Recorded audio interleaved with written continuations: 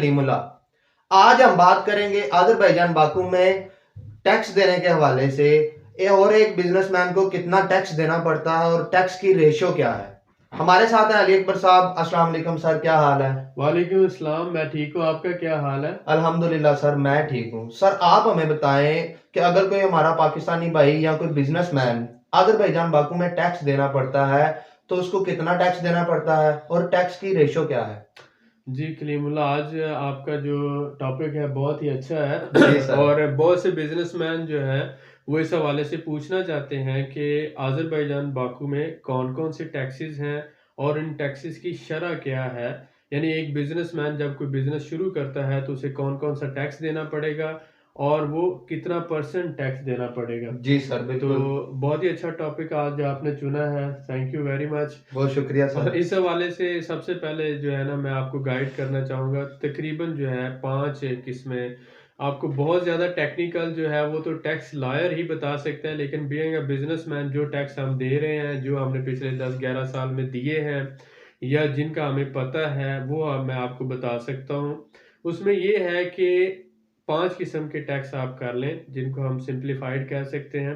पहला जो टैक्स है वो पर्सनल इनकम टैक्स है। ठीक है।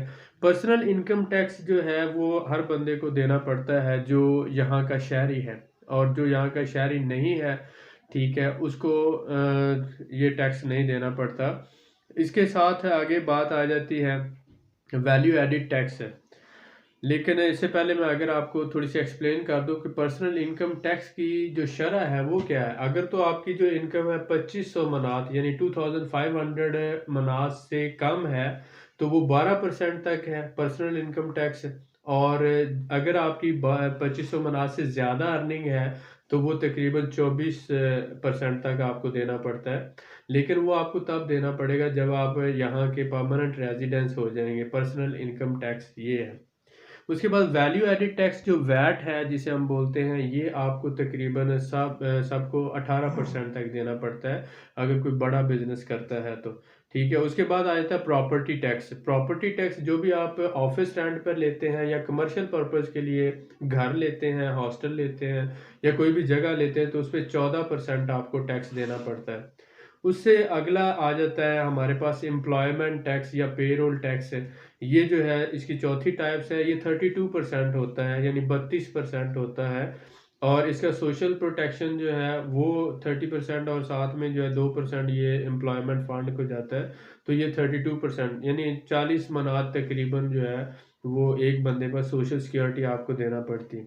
उसके बाद है कारपोरेट टैक्स। जो बड़ी बड़ी कारपोरेशंस हैं उन पर आपको 24% टैक्स है। जैसे ब्रिटिश पेट्रोलियम है या असफेन है, थेकफेन है, जो बड़ी बड़ी कंपनीज काम कर रही हैं, अरबों खरबों का काम कर रही हैं, वो 24% कारपोरेट टैक्स देती हैं।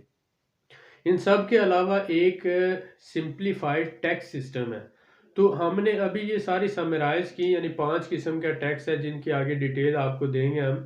तो पहला तो इसमें आ जाता है पर्सनल इनकम टैक्स एक, दूसरा इसमें आ जाता है वैल्यू एडिड टैक्स दो, तीसरा इसमें आ जाता है प्रॉपर्टी टैक्स तीन, और चौथा इसमें आ जाता है एम्प्लॉयमेंट टैक्स चार, और पांचवा इसमें आ जाता है कारपोरेट टैक्स। अब इसके बाद जो आ जाता है सिंप्लीफाइड टैक्स सिस्टम। ऐसी कंपनीज जो पूरे साल में सिर्फ 2 लाख मनात तक का बिजनेस करती हैं, 2 लाख मनात से कम उनका प्रॉफिट होता है, उनको सिर्फ 4% टैक्स देना पड़ता है। और अगर वो बाकू में करें तो, अगर बाकू से बाहर काम करते हैं तो उनको 2% टैक्स देना पड़ता है। इस हवाले से मज़ीद डिटेल जो है हम आपको ये सारी वीडियो में बताने वाले हैं, तो कंटिन्यू इसको देखते रहिएगा। जबरदस्त सर। सर जो रेजिडेंशियल और कमर्शियल प्रॉपर्टी है, क्या इस पर टैक्स एक ही जितना है? जी, इसमें जो कमर्शियल प्रॉपर्टी है और रेजिडेंशियल प्रॉपर्टी है, दोनों में टैक्स है। अगर तो आप एग्रीमेंट करते हैं तो इसमें एग्रीमेंट का फ़र्क आ जाता है। जब आप एज ए रेजिडेंट यानी किरायानामा लिखते जी हैं सर। तो वो आप सिर्फ अपने ज़ाती इस्तेमाल के लिए उसको कर सकते हैं, तो उस पर भी 14% टैक्स है। लेकिन गवर्नमेंट जब किरायानामा लिखा जा रहा होता है तो अगर वो कमर्शियल पर्पज़ के लिए लिखा जाता है तो गवर्नमेंट उसकी फ़ीस और चार्ज करती है। जी सर। अगर वो रेजिडेंशियल पर्पज़ के लिए लिखा जाता है तो उसकी फ़ीस और होती है, और ये ऑनलाइन होता है और नोटरी पब्लिक पे लिखा जाता है। जी सर। दोनों के लिखने के चार्जेस और गवर्नमेंट की फीसें मुख्तलिफ हैं, लेकिन जो टैक्स की शरह है 14%, वो दोनों पे ही इम्प्लीमेंट होती है। जबरदस्त सर। जी, सर, जी। क्या अज़रबैजान बाकू में जो टैक्स है, जी, जी। बाकू का और दूसरे शहरों का मुख्तलिफ है? जी, इसमें सिम्प्लिफाइड जो टैक्स सिस्टम है, उसके तहत उन्होंने 2 कैटेगरीज़ की हैं। अगर कोई भी बिज़नेस बाकू के अंदर ऑपरेट कर रहा है, तो उसका 4% टैक्स देना होगा। जी जैसे मैंने सर। बताया, उसके अंदर ये आ जाता है कि बहुत से रेस्टोरेंट हैं, होटल्स हैं, टूरिज़्म कंपनीज़ हैं और दूसरा फूड से रिलेटेड काम है या कमर्शियल एक्टिविटी है, ट्रेडिंग है। अगर आप बाकू के अंदर कर रहे हैं, तो 4% टैक्स है। लेकिन उन्होंने इस चीज़ को फैसिलिटेट करने के लिए या एनकरेज करने के लिए जो फॉरेनर आता है, वो सारा बाकू में ही ना रहे, जी सर। दूसरे शहरों में भी जाए, तो उन्होंने 2% टैक्स लगाया है। अगर आप दूसरे किसी शहर में यानी गांजा, कुबा, बाकू के अलावा दूसरे शहरों में काम करते हैं तो 2% टैक्स आपको देना पड़ेगा। ज़बरदस्त सर। सर, जी। एक बिज़नेसमैन को पर्सनल इनकम टैक्स कितना देना पड़ता है? नॉर्मल जो पर्सनल इनकम टैक्स है ये तकरीबन 12% से शुरू होकर 25% तक है। जी तो सर। इसको जैसे हमने एक्सप्लेन किया कि अगर 2500 मनास से कम है उसकी सैलरी पर्सनल इनकम, तो वो आपको 12% तक है। जी अगर सर। 2500 से ज़्यादा है तो वो आपको तकरीबन 25% तक देना पड़ता है। ज़बरदस्त सर। सर, कॉर्पोरेट टैक्स कितना है? कॉर्पोरेट टैक्स यहाँ पर जो बड़ी-बड़ी कॉर्पोरेशंस काम कर रही हैं, इंटरनेशनल और मल्टीनेशनल कंपनीज़ काम कर रही हैं, जी सर। उनके यहाँ पर एसेट्स हैं, बड़े-बड़े प्रॉपर्टीज़ हैं और बहुत बड़े-बड़े यानी उनके कमर्शियल एक्जिस्टेंस है, उस पे वो तकरीबन 24% कॉर्पोरेट टैक्स दे रहे हैं। ज़बरदस्त सर। जी, जी। सर, वैल्यू एडेड टैक्स कितना है? वैल्यू एडेड टैक्स जो है वैट जिसे हम बोलते हैं, पहले तो 20% था लेकिन उन्होंने रिड्यूस करके अब जो है वो लगाया है कुछ आइटम्स पर वैल्यू एडेड टैक्स 18% है। तो इस हवाले से हम बात करते हैं कि वैल्यू एडेड टैक्स जो है, अगर आप बात आ जाते हैं सिंप्लीफाइड टैक्स सिस्टम के जी अंदर, सर। जो कैटेगरीज या जो कंपनी सिंप्लीफाइड टैक्स सिस्टम में काम कर रही हैं, जैसे कि जनरल ट्रेडिंग आ जाता है, उसके अलावा टूरिज्म सेक्टर आ जाता है, फूड सेक्टर आ जाता है, ट्रैवल एंड टूरिज्म है, इन कंपनीज को जो है वो वैल्यू एडेड टैक्स नहीं देना पड़ता। जी सर, ज़बरदस्त सर। सर, एक बिज़नेसमैन को पेरोल टैक्स कितना देना पड़ता है?